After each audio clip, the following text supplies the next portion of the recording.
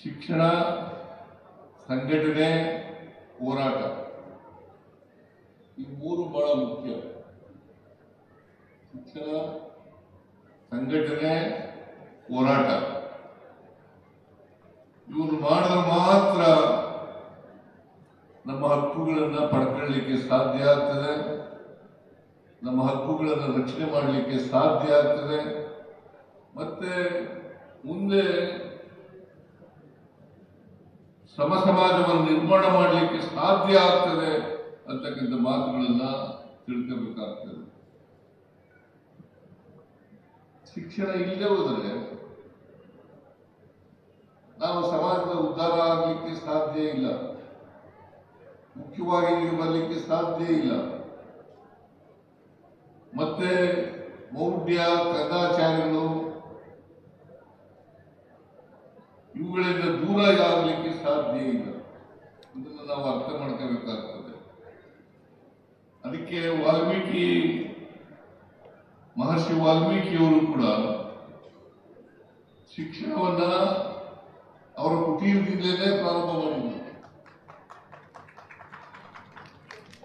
ಆ ಕಾಲದಲ್ಲಿ ಶಿಕ್ಷಣ ಗೊತ್ತಾಗಬೇಕು. ಯಾಕಂತಂದ್ರೆ ನಮಗೆ ಸಂವಿಧಾನ ಬರೋದಕ್ಕಿಂತ ಮುಂಚಿತವಾಗಿ ಎಲ್ಲರಿಗೂ ಶಿಕ್ಷಣ ಸಿಗ್ತಕ್ಕಂಥ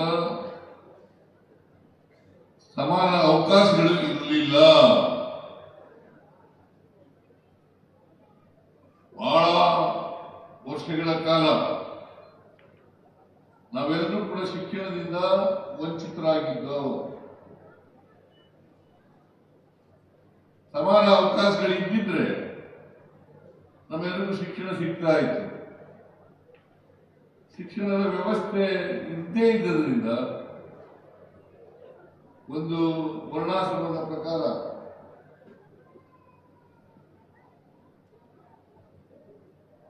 ಶೂದ್ರರು ವಿದ್ಯೆ ಕಲಿಯಲಿಲ್ಲ.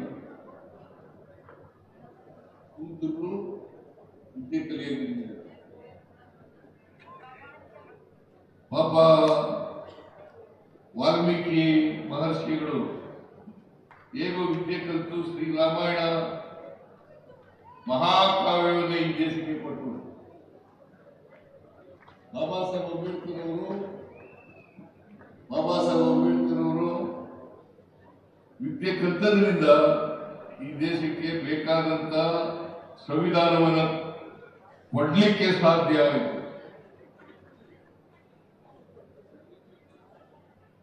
ಮಹಾಭಾರತ ಮಹಾಕಾವ್ಯ, ಇನ್ನೊಂದು ಮಹಾಕಾವ್ಯ, ಇದನ್ನ ಕೊಟ್ಟವರು ವ್ಯಾಸ, ಹೆಸರು ಜಾತಿಗೆ ಸೇರಿದಂತವರು.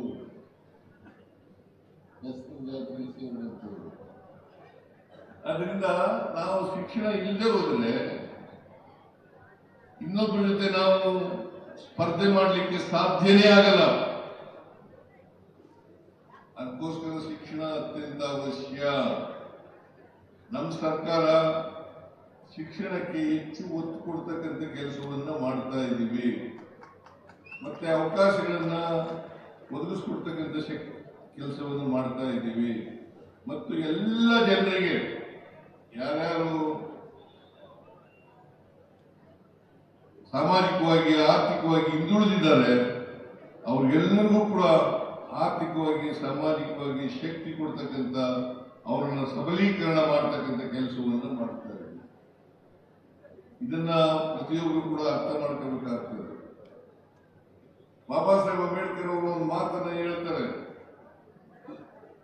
ನಮಗೆ ಸಿಕ್ಕಿರ್ತಕ್ಕಂಥ ಸ್ವಾತಂತ್ರ್ಯ 1947 ಆಗಸ್ಟ್ 15ನೇ ತಾರೀಕು ಸ್ವಾತಂತ್ರ್ಯ ಸಿಕ್ತು. ಈ ಸ್ವಾತಂತ್ರ್ಯ ಯಶಸ್ವಿ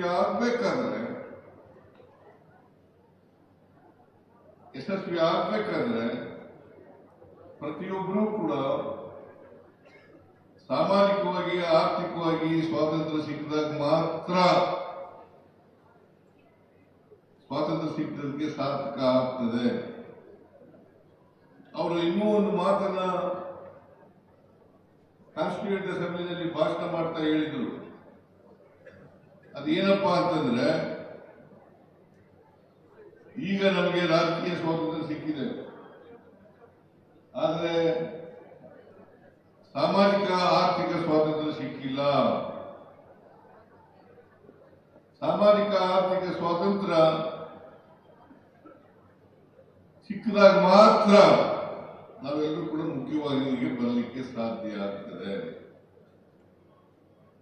ಸಮಾಜದಲ್ಲಿ ಅಸಮಾನತೆ ಇದೆ. ಕಾರಣ ಯಾಕಪ್ಪ ಅಂತಂದ್ರೆ, ಒಂದು ಶಿಕ್ಷಣದಿಂದ ವಂಚಿತರಾಗಿದ್ದರು, ಅದರಿಂದ ಸಾಮಾಜಿಕ ಆರ್ಥಿಕ ಸ್ವಾತಂತ್ರ್ಯ ಸಿಗದೇ ಇದ್ದದ್ದು. ಈ ಕಾರಣದಿಂದ ಅಸಮಾನತೆ ನಿರ್ಮಾಣ ಆಗಿದೆ. ಈ ಜಾತಿ ವ್ಯವಸ್ಥೆಯನ್ನು ಹುಟ್ಟಾಕ್ತವ್ರು ಯಾರು? ನೀವು ನಾವಲ್ಲ, ನೀವು ಅಲ್ಲ, ನಾವು ಅಲ್ಲ. ಪಟ್ಟಭದ್ರ ಹಿತಾಸಕ್ತರು ಜಾತಿ ವ್ಯವಸ್ಥೆಯನ್ನು ಹುಟ್ಟಾಕಿದರು. ಜಾತಿ ವ್ಯವಸ್ಥೆಯನ್ನು ಹುಟ್ಟಾಕಿ ಬ್ರಾಹ್ಮಣ, ಕ್ಷತ್ರಿಯ, ವೈಶ್ಯ, ಶೂದ್ರ ಅಂತೇಳಿ ಚತುರ್ವರ್ಣ ವ್ಯವಸ್ಥೆಯನ್ನು ಜಾರಿಗೆ ತಗೊಂಡ್ಬಂದು, ಈ ಚತುರ್ವರ್ಣ ವ್ಯವಸ್ಥೆಯನ್ನು ಜಾರಿಗೆ ತಗೊಂಡ್ಬಂದು ಶೂದ್ರರು ಯಾರೂ ಕೂಡ ಶಿಕ್ಷಣವನ್ನ ಪಡಕಬಾರದು, ಇದನ್ನು ಮಾಡಿದರು. ಸಂವಿಧಾನ 1950 ಜನವರಿ 26ನೇ ತಾರೀಕು ಬರೋವರೆಗೆ ಸಮಾನ ಅವಕಾಶಗಳಿರಲಿಲ್ಲ. ಅಲ್ಲಿ ಇಲ್ಲಿ ಒಬ್ಬೊಬ್ರು ಕಲ್ತಿದ್ರು.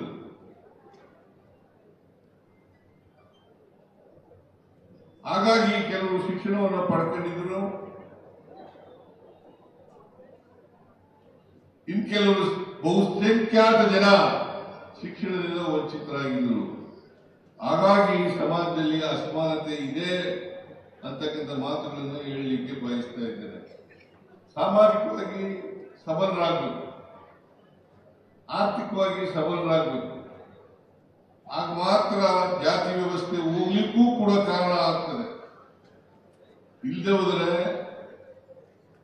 ಬಹಳ ಜಾತಿ ವ್ಯವಸ್ಥೆ ಅಷ್ಟು ಸುಲಭವಾಗಿ ಹೋಗಲ್ಲ. ಅದನ್ನ ಗಟ್ಟಿ ಮಾಡಲಿಕ್ಕೆ ಪಟ್ಟಭದ್ರ ಹಿತಾಸಕ್ತರು ಪ್ರಯತ್ನವನ್ನು ಮಾಡ್ತಾ ಇದ್ದಾರೆ ಅಂತಕ್ಕಂಥದ್ದನ್ನು ನಾವು ಯಾರು ಕೂಡ ಮರಿಬಾರದು. ಈ ಜಾಗೃತಿ ಪ್ರತಿಯೊಬ್ಬರಿಗೂ ಕೂಡ ಬರಬೇಕು. ಈ ಜಾಗೃತಿ ಬಂದಾಗ ಮಾತ್ರ ನೀವು ಬದಲಾವಣೆಯನ್ನ ಬಯಸಲಿಕ್ಕೆ ಸಾಧ್ಯ ಆಗ್ತದೆ. ಬದಲಾವಣೆ ಆಗ್ತಕ್ಕಂಥದ್ದು ಅತ್ಯಂತ ಅವಶ್ಯ. ಈಗ ನೋಡಿ, ಬಸವಣ್ಣವರು 850 ವರ್ಷಗಳ ಹಿಂದೆನೇ ಹೇಳಿದ್ರು, ಇವನಾರವ ಇವನಾರವ ಇವನಾರವ ಎಂದೆನಿಸದಿರಯ್ಯ, ಇವ ನಮ್ಮವ ಇವ ನಮ್ಮವ ಇವ ನಮ್ಮವ ಎಂದೆನಿಸಯ್ಯ, ನಿನ್ನ ಮನೆಯ ಮಗನೆಂದೆನಿಸಯ್ಯ, ಕೂಡಲ ಸಂಗಮ ದೇವ ಅಂತ ಬಸವಣ್ಣವರು ಹೇಳಿದ್ರು. ಜಾತಿ ಹೋಗ್ಬೇಕು ಅಂತ ಹೇಳಿದ್ರು ಬಸವಣ್ಣವರು, ವರ್ಗ ಹೋಗ್ಬೇಕು ಅಂತ ಹೇಳಿದ್ರು. ಜಾತಿನೂ ಹೋಗಿಲ್ಲ, ಇನ್ನ ವರ್ಗನೂ ಹೋಗಿಲ್ಲ ಅಂತಕ್ಕಂಥ ಚಿತ್ರವನ್ನು ನಾವು ಕಾಣಲಿಕ್ಕೆ ಸಾಧ್ಯ ಆಗ್ತದೆ. ಅದಕ್ಕೋಸ್ಕರ ಜಾತಿ ಇದೆಯಲ್ಲ, ಇದು ಚಲನೆ ಇಲ್ಲಿರ್ತಕ್ಕಂಥ ಒಂದು ವ್ಯವಸ್ಥೆ. ಚಲನೆ ಇಲ್ಲಿರ್ತಕ್ಕಂಥ ವ್ಯವಸ್ಥೆ. ಚಲನೆ ಸಿಕ್ಕಬೇಕಾದ್ರೆ ಜಾತಿಗಳಿಗೆ ಆರ್ಥಿಕವಾಗಿ ಸಾಮಾಜಿಕವಾಗಿ ಶಕ್ತಿ ಬಂದಾಗ ಮಾತ್ರ ಚಲನೆ ಬರಲಿಕ್ಕೆ ಸಾಧ್ಯ ಆಗ್ತದೆ. ಬಹಳ ವರ್ಷಗಳಿಂದ ಈ ಆರ್ಥಿಕ ಸಾಮಾಜಿಕ ಶಕ್ತಿ ಬರದೆ ಇಲ್ಲದಂತೆ ನೋಡ್ಕೊಳ್ತಕ್ಕಂಥದ್ದೇ ಬಹಳ ಪ್ರಯತ್ನ. ಅದ್ರ ಜೊತೆಗೆ ಮೌಢ್ಯಗಳು, ಕಂದಾಚಾರಗಳು, ಮೂಢನಂಬಿಕೆಗಳು, ಇವುಗಳನ್ನ ಬಿತ್ತಿ ಬಿತ್ತಿ ಅದನ್ನ ಬೆಳೆಸಿ ಅದನ್ನ ಭದ್ರ ಆಗ್ತಕ್ಕಂಥ ಗಟ್ಟಿ ಆಗ್ತಕ್ಕಂಥ ಕೆಲಸವನ್ನ ಮಾಡಿದ್ದಾರೆ. ಗಟ್ಟಿ ಮಾಡ್ತಕ್ಕಂಥ ಕೆಲಸವನ್ನು ಮಾಡಿದ್ದಾರೆ. ಇದನ್ನ ನಾವೆಲ್ಲರೂ ಕೂಡ ಅರ್ಥ ಮಾಡ್ಕೋಬೇಕಾಗ್ತದೆ. ನೀವು ಯಾಕಪ್ಪ ಅದಕ್ಕೆ ಕರ್ಮ ಸಿದ್ಧಾಂತವನ್ನು ಬಸವಾದಿ ಶರಣರು ತಿರಸ್ಕಾರ ಮಾಡಿದ್ರು. ಬಸವಾದಿ ಶರಣರು ಕರ್ಮ ಸಿದ್ಧಾಂತವನ್ನು ತಿರಸ್ಕಾರ ಮಾಡಿದ್ರು. ನೀವು ಯಾಕೆ ಹಿಂಗಿದ್ಯಾ, ಅವಿದ್ಯಾವಂತಾಗಿದ್ಯಾ, ನಿಮ್ಗೆ ಯಾಕೆ ಹೊಟ್ಟೆಗೆ ಇಟ್ಟಿಲ್ಲ, ನಿಮ್ಗೆ ಯಾಕೆ ಸೂರಿಲ್ಲ, ನೀನ್ ಯಾಕೆ ಶಿಕ್ಷಣದಿಂದ ವಂಚಿತರಾಗಿದ್ಯಾ ಅಂತಂದ್ರೆ ನಮ್ಮ ಕರ್ಮ ಸ್ವಾಮಿ ಹಿಂದಿನ ಕರ್ಮದಲ್ಲಿ ಮಾಡಿದ್ದು ಅದಕ್ಕೋಸ್ಕರ ಕರ್ಮ ಈ ಜೀವನದಲ್ಲಿ ಅನುಭವಿಸಬೇಕಾಗಿದೆ. ಯಾವ ಜನ್ಮನೂ ಇಲ್ಲ, ಕರ್ಮನೂ ಇಲ್ಲ, ಜನ್ಮನೂ ಇಲ್ಲ, ಆ ಜನ್ಮನೂ ಇಲ್ಲ, ಈ ಜನ್ಮನೂ ಇಲ್ಲ. ಹಿಂದಿನ ಜನ್ಮದಲ್ಲಿ ಕರ್ಮ ಮಾಡಿದ್ದು ಅದಕ್ಕೋಸ್ಕರ ಹಿಂಗ್ ಹುಟ್ಟಿದ್ದೀವಿ. ಇದನ್ನ ಹೇಳ್ಕೊಟ್ಟಿರೋರು ಯಾರು ಅಂತಂದ್ರೆ, ಇದನ್ನ ಗಟ್ಟಿ ಮಾಡೋರು ಯಾರಪ್ಪ ಅಂತಂದ್ರೆ ಪಟ್ಟಭದ್ರ ಇದ್ದಾರೆ. ಪಟ್ಟಭದ್ರ ಹಿತಾಸಕ್ತಿ ನಾವೆಲ್ಲ ತಿಳ್ಕೋಬೇಕಾಗ್ತದೆ, ಗೊತ್ತಾಯ್ತಾ?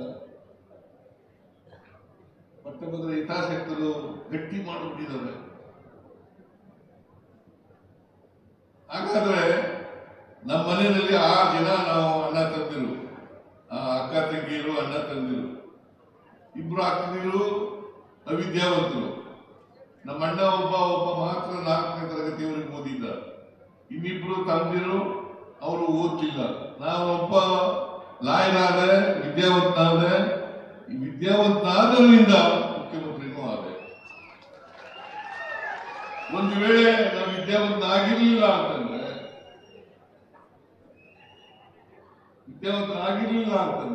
ಮುಖ್ಯಮಂತ್ರಿ ಆಗ್ಲಿಕ್ಕೆ ಸಾಧ್ಯ ಆಯ್ತಿಲ್ಲ, ಎಮ್ಮೆಲ್ಯೂ ಸಾಧ್ಯ ಆಯ್ತಿಲ್ಲ, ಲಾಯರ್ ಆಗ್ಲಿಕ್ಕೆ ಸಾಧ್ಯ ಆಯ್ತಿಲ್ಲ. ನೋಡಿ ಹೆಂಗೆ.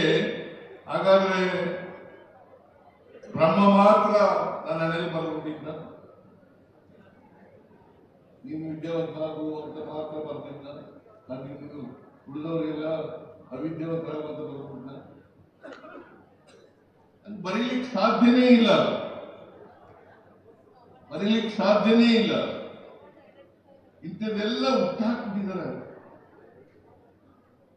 ಇಂಥದ್ದೆಲ್ಲ ನೀವು ನಂಬ್ಕೋಬೇಕು, ಅದರಂತೆ ಜೀವನ ಮಾಡಬೇಕು ಅಂತಕ್ಕಂಥದ್ದೇ ಅವರ ಉದ್ದೇಶ.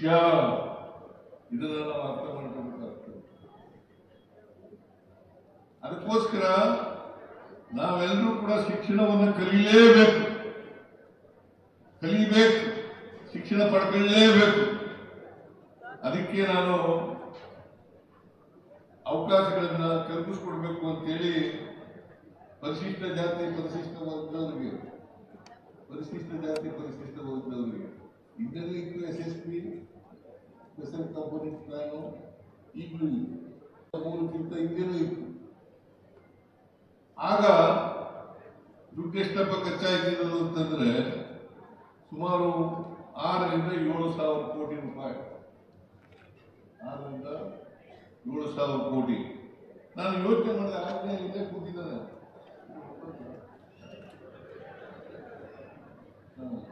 ಆಜ್ಞೆ ಸಮಾಜ ಕಲ್ಯಾಣ ಸಚಿವನಾಗಿದ್ದ. ನಾನು ಹೇಳಿದೆ, ಪರಿಶಿಷ್ಟ ಜಾತಿ ಪರಿಶಿಷ್ಟ ವರ್ಗದ ಜನಸಂಖ್ಯೆಗೆ ಅನುಗುಣವಾಗಿ SCP TSP ಖರ್ಚಾಗಬೇಕು ಅಂತಕ್ಕಂಥ ಮಾತುಗಳನ್ನು ಹೇಳಿದೆ. ಅದಕ್ಕೆ ಒಂದು ಕಾನೂನನ್ನು ತರಬೇಕು ಅಂತಕ್ಕಂಥ ತೀರ್ಮಾನ ಮಾಡಿ ನಮ್ಮ ಸರ್ಕಾರ ಆಗ 2003ರಲ್ಲಿ ಬೆಳಗಾವಿನಲ್ಲಿ ಅಧಿವೇಶನದಲ್ಲಿ ಅಲ್ಲಿ ಕಾನೂನನ್ನು ಮಾಡೋದು. 2013 ಡಿಸೆಂಬರ್ 5ನೇ ತಾರೀಕು ಕಾನೂನನ್ನು ಮಾಡೋದು.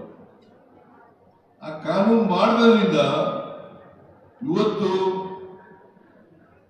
2025-26ಕ್ಕೆ SCP TSP ಕಾಯ್ದೆ ಹಣ ಎಷ್ಟಪ್ಪ ಅಂತಂದ್ರೆ ಜನಸಂಖ್ಯೆಗೆ ಅನುಗುಣವಾಗಿ ಹಣ ಅಭಿವೃದ್ಧಿ ಕೆಲಸದಲ್ಲಿ ಖರ್ಚು ಮಾಡಬೇಕಾಗಿರ್ತಕ್ಕಂಥದ್ದು 42,018 ಕೋಟಿ ರೂಪಾಯಿ.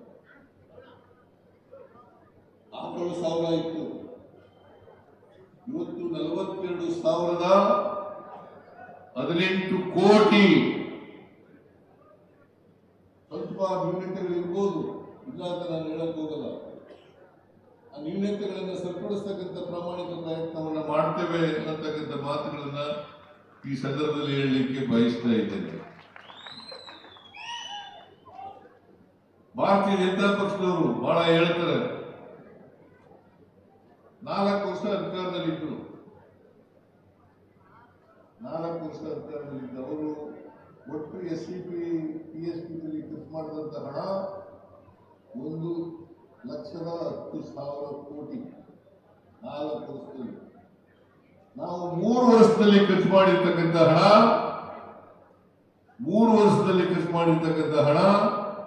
1,17,000 ಕೋಟಿ ರೂಪಾಯಿ. 1,17,000 ಕೋಟಿ 3 ವರ್ಷದಲ್ಲಿ ನಾವು ಖರ್ಚು ಮಾಡಿದ್ದೇವೆ. ಅವರು 4 ವರ್ಷದಲ್ಲಿ 1,10,000 ಕೋಟಿ ರೂಪಾಯಿಗಳನ್ನು ಖರ್ಚು ಮಾಡೋದು. ಅವರು ಈಗ ನಮಗೆ ಪಾಠ ಹೇಳ್ಕೊಡ್ತಾರೆ. ನಾನು ಮೊನ್ನೆ ವಿಧಾನಸಭೆಯಲ್ಲಿ ವಿಧಾನ ಪರಿಷತ್ನಲ್ಲಿ ಮಾತಾಡ್ತಾ ಹೇಳಿದೆ, ಇಷ್ಟು ಖರ್ಚು ಮಾಡಿದೀವಪ್ಪ ನಾವು, ನೀವು ಮಾಡಕ್ಕಾಗಲಿಲ್ಲ ಅಂತ ಹೇಳಿದಾಗ ಅವರು ಇಲ್ಲ, ಈ ಕಾನೂನಿನ ತಂದಿದ್ದೀರಿ, ಕಾನೂನು ತಂದ್ಬಿಟ್ಟು ಬೇರೆ ಇದಕ್ಕೆ ಖರ್ಚು ಮಾಡ್ತೀರಿ, SC ಜನಾಂಗ ST ಜನಾಂಗ ಬಿಟ್ಟು ಬೇರೆಯವ್ರಿಗೆ ಖರ್ಚು ಮಾಡ್ತೀವಿ. ಆಯ್ತಪ್ಪ, ನಾನು ನ್ಯೂನತೆಗಳು ಇಲ್ಲ ಅಂತ ಹೇಳಿಲ್ಲ, ಆದ್ರೆ ಈ ಕಾನೂನನ್ನ ತಂದಿರ್ತಕ್ಕಂಥದ್ದು ಇಡೀ ದೇಶದಲ್ಲಿ ಆಂಧ್ರ ಮತ್ತು ತೆಲಂಗಾಣ, ಅದು ಬಿಟ್ರೆ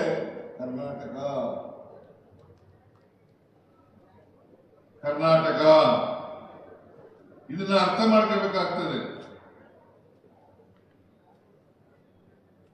ಹಾಗಾದ್ರೆ ಕೇಂದ್ರದಲ್ಲಿ ಯಾಕೆ ತಂದಿಲ್ಲ? ಬಿಜೆಪಿ ಅಧಿಕಾರದಲ್ಲಿರ್ತಕ್ಕಂಥ ರಾಜ್ಯಗಳಲ್ಲಿ ಯಾಕೆ ತಂದಿಲ್ಲ?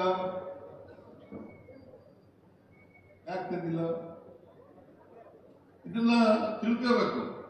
ಈಗ ನಾವು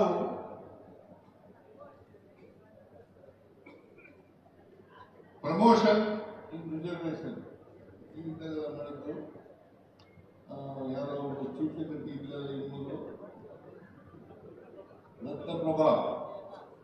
ರತ್ನಪ್ರಭಾ ಚೀಫ್ ಸೆಕ್ರೆಟರಿ ಇದ್ರು. ಅವರು ಪರಿಶಿಷ್ಟ ಜಾತಿ ಸೇರಿದವರು. ಅವರ ಅಧ್ಯಕ್ಷತೆಯಲ್ಲಿ ಒಂದು ಕಮಿಟಿಯನ್ನು ಮಾಡೋರು. ಅವರು ವರದಿ ಕೊಟ್ಟರು. ವರದಿ ಕೊಟ್ಟ ಮೇಲೆ ರಿಸರ್ವೇಶನ್ ಇನ್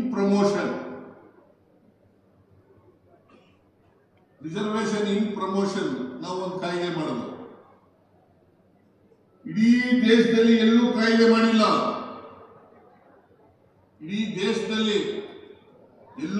ಮಾಡಿಲ್ಲ. ನಾವು ಮಾಡಿದವು.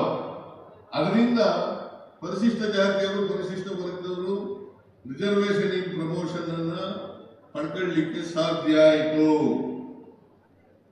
ಯಾಕೆ ಬೇರೆ ರಾಜ್ಯಗಳಲ್ಲಿ ಮಾಡಿಲ್ಲ? ಬಿಜೆಪಿಯವರು ಬಹಳ ಮೊಸಳೆ ಕಣ್ಣಿಗೆ ಸುರಿಸ್ತಾರಲ್ಲ ಪರಿಶಿಷ್ಟ ಜಾತಿ, ಪರಿಶಿಷ್ಟ ವರ್ಗದವ್ರ ಮೇಲೆ. ಯಾಕೆ ಮಾಡಿಲ್ಲ? ಯಾಕೆಂತಂದ್ರೆ ಸುಪ್ರೀಂ ಕೋರ್ಟ್ ನಲ್ಲಿ ಒಂದು ಕೇಸ್ ಆಯಿತು, ಅದನ್ನು ಹೊಡೆದಾಕಿದ್ರು ರಿಸರ್ವೇಶನ್ ಇನ್ ಪ್ರಮೋಷನ್ ಅನ್ನ. ಅದೇ ಸುಪ್ರೀಂ ಕೋರ್ಟ್ ನಲ್ಲಿ ನಾವು ಮಾಡಿದಂತ ಕಾಯ್ದೆಯನ್ನೇ ಎತ್ತಿಡಿದ್ರು. ಅಂದ್ರೆ ಬೇರೆ ರಾಜ್ಯಗಳೆಲ್ಲ ಮಾಡಿ ಎತ್ತಿಡ್ತಿದ್ದಾರಲ್ಲ, ಕರ್ನಾಟಕದಲ್ಲಿ ಮಾಡಿದಂತ ಕಾಯ್ದೆನ ಬೇರೆ ರಾಜ್ಯಗಳೆಲ್ಲ ಮಾಡಿ ರಿಸರ್ವೇಶನ್ ಇನ್ ಪ್ರಮೋಷನ್ ಮಾಡಿ ಕಾಯ್ದೆ ತಗೊಬರ್ರಿ. ಬಿಜೆಪಿಯವರು ಕೇಂದ್ರದಲ್ಲಿ ಅಧಿಕಾರದಲ್ಲಿದ್ದಾರೆ.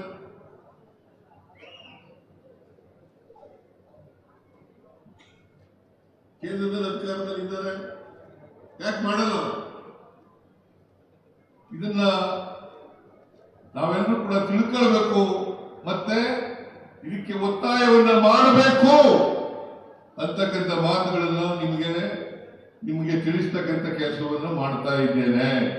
ನಿಮ್ಮಲ್ಲಿ ಮನವಿ ಮಾಡ್ತಾ ಇದ್ದೇನೆ, ಒತ್ತಾಯವನ್ನು ಮಾಡಬೇಕು. ಈಗ 1 ಕೋಟಿ ರೂಪಾಯಿವರೆಗೆ ಪರಿಶಿಷ್ಟ ಜಾತಿ, ಪರಿಶಿಷ್ಟ ವರ್ಗದವರಿಗೆ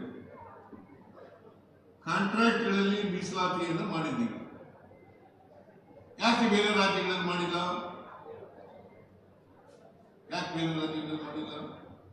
ಪರಿಶಿಷ್ಟ ಜಾತಿ, ಪರಿಶಿಷ್ಟ ವರ್ಗದವರಿಗೆ 1 ಕೋಟಿ ಕೆಲಸದವರಿಗೆ ನಾವು ರಿಸರ್ವೇಶನ್ ಅನ್ನು ಮಾಡಿದ್ದೀವಿ. ಯಾಕೆ ಬೇರೆ ರಾಜ್ಯಗಳಲ್ಲಿ ಮಾಡಿಲ್ಲ? ಇದನ್ನ ನಾವು ಅರ್ಥ ಮಾಡ್ಕೋಬೇಕಾಗ್ತದೆ. ಆದ್ರಿಂದ ಅವರು ಏನೂ ಮಾಡಲ್ಲ, ಆದರೂ ಜನರಿಗೆ ತಪ್ಪು ತಿಳುವಳಿಕೆಯನ್ನು ಕೊಡ್ತಕ್ಕಂಥದ್ದು, ತಪ್ಪು ದಾರಿ ಎಳಿತಕ್ಕಂಥ ಪ್ರಯತ್ನವನ್ನ ಮಾಡ್ತಾ ಇದ್ದಾರೆ ಅಂತಕ್ಕಂಥ ಮಾತುಗಳನ್ನ ಈ ಸಂದರ್ಭದಲ್ಲಿ ಹೇಳಲಿಕ್ಕೆ ಬಯಸ್ತಾ ಇದ್ದೇನೆ. ಅದನ್ನ ನೀವು ತಿಳ್ಕೋಬೇಕಾಗ್ತದೆ. ಯಾವ ಸರ್ಕಾರ ನಿಮ್ ಪರವಾಗಿದೆ, ಯಾವ ಸರ್ಕಾರ ನಿಮ್ ಪರವಾಗಿಲ್ಲ. ನೀವೆಲ್ಲರೂ ಕೂಡ ಯಾವ ಸರ್ಕಾರ ನಿಮ್ ಪರವಾಗಿದೆ, ನಾನು ಕಾಂಗ್ರೆಸ್ಗೆ ಬೆಂಬಲಿಸಿ ಅಂತ ಹೇಳಲ್ಲ, ಯಾವ ಸರ್ಕಾರ ನಿಮ್ ಪರವಾಗಿದೆ ಅನ್ನೋದನ್ನ ಅರ್ಥ ಮಾಡ್ಕೋಬೇಕು. ಅದಕ್ಕೋಸ್ಕರವಾಗಿ ಇವತ್ತು ಏನ್ ನಡೀತಾ ಇದೆ ಅಂತಕ್ಕಂಥದ್ದನ್ನು ಕೂಡ ತಿಳ್ಕೋಬೇಕಾಗ್ತದೆ. ಇಂಥ ಜಾತ್ರೆಗಳಲ್ಲಿ ಚರ್ಚೆ ಆಗಬೇಕು, ಜಾತ್ರೆಗಳಲ್ಲಿ ಚರ್ಚೆ ಆಗಬೇಕು. ಯಾಕೆ ಬೇರೆಯವರು ಮಾಡಿಲ್ಲ, ನಾವ್ಯಾಕೆ ಮಾಡಿದ್ದೀವಿ, ಇದನ್ನ ಚರ್ಚೆ ಆಗ್ಬೇಕು. ಚರ್ಚೆ ಮೂಲಕ ನೀವು ತಿಳ್ಕೊಳ್ತಕ್ಕಂಥ ಪ್ರಯತ್ನವನ್ನ ಮಾಡಬೇಕಾಗ್ತದೆ ಅಂತಕ್ಕಂಥ ಮಾತುಗಳನ್ನ ಹೇಳಲಿಕ್ಕೆ ಬಯಸ್ತಾ ಇದ್ದೇನೆ. ಈಗ ನಾವು ನಿಮ್ಮ ಜನಸಂಖ್ಯೆಗೆ ಅನುಗುಣವಾಗಿ ಮೀಸಲಾತಿಯನ್ನು ಕೊಡಬೇಕು ಅಂತ ಮಾಡಬೇಕು. 7% ಮೀಸಲಾತಿಯನ್ನು ಕೊಡಬೇಕು ಅಂತ ಮಾಡಬೇಕು. 3% ಇದೆ, ಅದನ್ನ 7% ಮಾಡಬೇಕು ಅಂತ ಮಾಡೋದು. ಈಗ ಸುಪ್ರೀಂ ಕೋರ್ಟ್ನವರು ಅಡ್ಡ ಬಂದಿದ್ದಾರೆ, ಅದಕ್ಕೆ ಅಡ್ಡ ಬಂದಿದ್ದಾರೆ. ಸ್ವಾಮೀಜಿಯವರು ಕೂಡ ಚಳವಳಿಯನ್ನು ಮಾಡಿದ್ರು, ಪ್ರತಿಭಟನೆ ಮಾಡಿದ್ರು. ಎಷ್ಟು ತಿಂಗಳು ಮಾಡಿದ್ರೆ?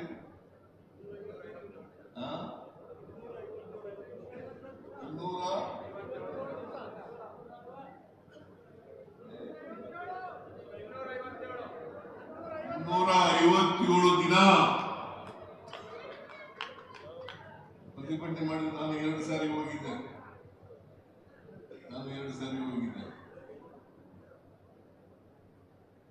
ಆಮೇಲೆ ನಮ್ಮ 24.1% ಇದ್ದಾರೆ ಪರಿಶಿಷ್ಟ ಜಾತಿ ಪರಿಶಿಷ್ಟ ವರ್ಗದವರು. 17.1% ಪರಿಶಿಷ್ಟ ಜಾತಿ, 1.5 ಮತ್ತೆ 7% ಪರಿಶಿಷ್ಟ ವರ್ಗದವರು. ಎರಡೂ ಸೇರಿದ್ರೆ 24.1% ಆಗಿದೆ. ಅವರು ಜನಸಂಖ್ಯೆಗೆ ಅನುಗುಣವಾಗಿ ಪರಿಶಿಷ್ಟ ಜಾತಿ ಪರಿಶಿಷ್ಟ ವರ್ಗದವರಿಗೆ ಮೀಸಲಾತಿಯನ್ನು ಕೊಡಬೇಕು ಅಂತೇಳಿ ತೀರ್ಮಾನ ಆಗಿ ಅದನ್ನ ಜಾರಿಗೂ ಕೊಟ್ಟಾಯಿತು. ಜಾರಿ ಕೊಟ್ಟ ಮೇಲೆ ಈಗ ಸುಪ್ರೀಂ ಕೋರ್ಟ್ ಅಡ್ಡ ಬಂದಿದೆ. ಅದಕ್ಕೆ ನಾನು ಹೇಳ್ತಾ ಇದ್ದೀನಿ, ನಾನು ಈ ಮೀಸಲಾತಿ 24.1% ಇರಲೇಬೇಕು ಅಂತಕ್ಕಂಥದ್ರ ಪರವಾಗಿರ್ತಕ್ಕಂಥವ್ರು. ಅದಕ್ಕೋಸ್ಕರ 24.1% ಇರಬೇಕು ಅಂತೇಳಿ ಕೇಂದ್ರ ಸರ್ಕಾರದ ಮೇಲೆ ಒತ್ತಡ ಹಾಕ್ತಕ್ಕಂಥ ಕೆಲಸವನ್ನ ಮಾಡಿದ್ದೇನೆ. ಅಷ್ಟೇ ಅಲ್ಲ, ನಾನು ಎಲ್ಲ ನಮ್ಮ MLA-ಗಳ ಜೊತೆ ಇಲ್ಲಿ ಲೋಕಸಭಾ ಸದಸ್ಯರಿದ್ದಾರೆ,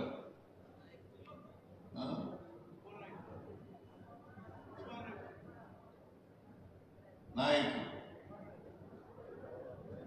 ಒತ್ತಡ ಹಾಕ್ಬೇಕು. ನೀವು ಕೂಡಲೇ 9th ಶೆಡ್ಯೂಲ್ ಸೇರಿಸಬೇಕು ಅಂತ ಹೇಳಿ ಒತ್ತಡ ಹಾಕ್ಬೇಕು.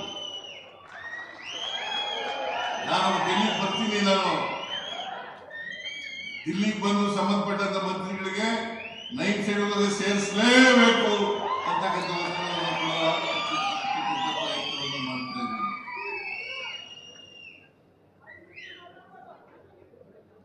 9th schedule ಸೇರಿಸಲೇಬೇಕು. ಇಲ್ಲದೆ ಹೋದ್ರೆ ಮಾಡುದು ವ್ಯರ್ಥ ಆಗ್ತದೆ. 24.1% ಮಾಡಬೇಕು ಅಂತಕ್ಕಂಥದ್ದು ಅದು ವ್ಯರ್ಥ ಆಗ್ತದೆ. ಜನಸಂಖ್ಯೆಗೆ ಅನುಗುಣವಾಗಿ ಇಲ್ಲದೆ ಹೋದ್ರೆ ಸಮಾನತೆ ಬರಲಿಕ್ಕೆ ಸಾಧ್ಯನೇ ಇಲ್ಲ. ಉದ್ಯೋಗದಲ್ಲಿ ಸಮಾನತೆ, ಶಿಕ್ಷಣದಲ್ಲಿ ಸಮಾನತೆ, ಆರ್ಥಿಕವಾಗಿ ಸಮಾನತೆ, ರಾಜಕೀಯವಾಗಿ ಸಮಾನತೆ, ಇದು ಬರದೇ ಹೋದ್ರೆ ಸಮ ಸಮಾಜವನ್ನು ನಿರ್ಮಾಣ ಮಾಡಲಿಕ್ಕೆ ಸಾಧ್ಯನೇ ಆಗಲ್ಲ. ಇನ್ನು ಹೇಳ್ತಲೇ ಇರಬೇಕಾಗುತ್ತೆ. ಸಮ ಸಮಾಜ ನಿರ್ಮಾಣ ಮಾಡ್ತೀವಿ, ನಿರ್ಮಾಣ ಮಾಡ್ತೀವಿ, ಎಲ್ರಿಗೂ ಸಮಾನ ಅವಕಾಶಗಳನ್ನು ಕೊಡ್ತೀವಿ ಅಂತ ಹೇಳ್ತಲೇ ಇರಬೇಕಾಗುತ್ತೆ. ಅದರಿಂದ ಇದು ಅಕ್ಷರ ಸಹ ಜಾರಿ ಆಗ್ಬೇಕು. ಇದನ್ನ ಮಾಡತಕ್ಕಂಥ ಪ್ರಯತ್ನವನ್ನು ಮಾಡಿದ್ದೇವೆ. ಅದು ನಮ್ಮ ಗದ್ದಲೂರು ಜಾತ್ರಾ ಸಮಿತಿಯ ಅಧ್ಯಕ್ಷರು ಅವರು ಕೆಲವು ಮನವಿಗಳನ್ನು ಕೊಟ್ಟಿದ್ದಾರೆ, ಬೇಡಿಕೆಗಳನ್ನು ಇಟ್ಟಿದ್ದಾರೆ. ಆ ಬೇಡಿಕೆಗಳನ್ನೆಲ್ಲ ಹಂತ ಹಂತವಾಗಿ ನಿವಾರಣೆ ಮಾಡ್ತೇವೆ. ನಮ್ಮ ಸರ್ಕಾರದ ಉದ್ದೇಶನೇ ಸಮಾಜ ನಿರ್ಮಾಣ ಮಾಡ್ತಕ್ಕಂಥದ್ದು, ಅಸಮಾನತೆಯನ್ನು ಹೋಗಲಾಡಿಸ್ತಕ್ಕಂಥದ್ದು. ಅಸಮಾನತೆ ಯಾರಿಗೂ ಇರಬಾರದು.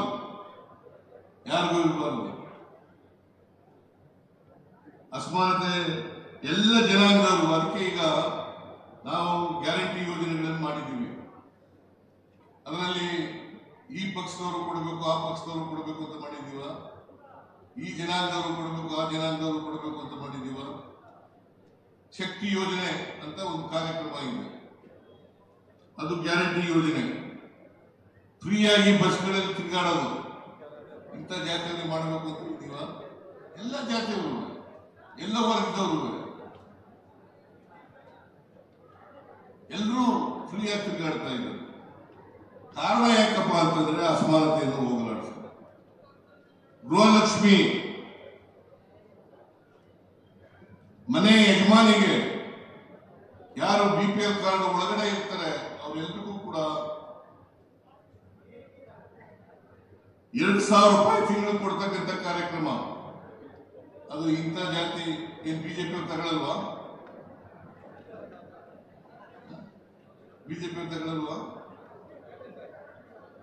ಅವರು ತಗೋತಾರೆ. ಅದನ್ನು ಪಕ್ಷಾತೀತವಾಗಿ, ಜಾತ್ಯತೀತವಾಗಿ ಎಲ್ಲ ಜನರಿಗೂ ಕೂಡ ಕೊಡ್ತಕ್ಕಂಥ ಕೆಲಸವನ್ನ ಮಾಡ್ತೀವಿ. ಹಾಗೆಯೇ ಗೃಹ ಜ್ಯೋತಿ ಎಲ್ಲರಿಗೂ 200 ಯೂನಿಟ್ ವರೆಗೆ ಫ್ರೀ ಕರೆಂಟ್ ಕೊಡ್ತಾ ಇದ್ದೀವಿ. ಕಾರಣ ಯಾಕಪ್ಪ ಅಂತಂದ್ರೆ ವ್ಯಕ್ತಿಗತವಾಗಿ ಅಸಮಾನತೆ ಇರಬಾರ್ದು, ಅಸಮಾನತೆ ಹೋಗ್ಬೇಕು, ತೊಲಗಬೇಕು. ಅಸಮಾನತೆಯಿಂದ ಅದಕ್ಕೆ ಬಾಬಾ ಸಾಹೇಬ್ ಅಂಬೇಡ್ಕರ್ ಅವರು ಸಂವಿಧಾನ ರಚನಾ ಸಭೆಯಲ್ಲಿ ಒಂದು ಮಾತಾಡ್ತಾರೆ. ಏನಪ್ಪಾ ಅದು ಅಂತಂದ್ರೆ, ನಾವು 1950 ಜನವರಿ 26ನೇ ತಾರೀಕು ನಮ್ಮ ಸಂವಿಧಾನ ಜಾರಿ ಬರ್ತದೆ. ಆ ಜಾರಿ ಬಂದಾಗ ವೈರುಧ್ಯತೆ ಇರ್ತಕ್ಕಂಥ ಸಮಾಜಕ್ಕೆ ಕಾಲಿಡ್ತಾ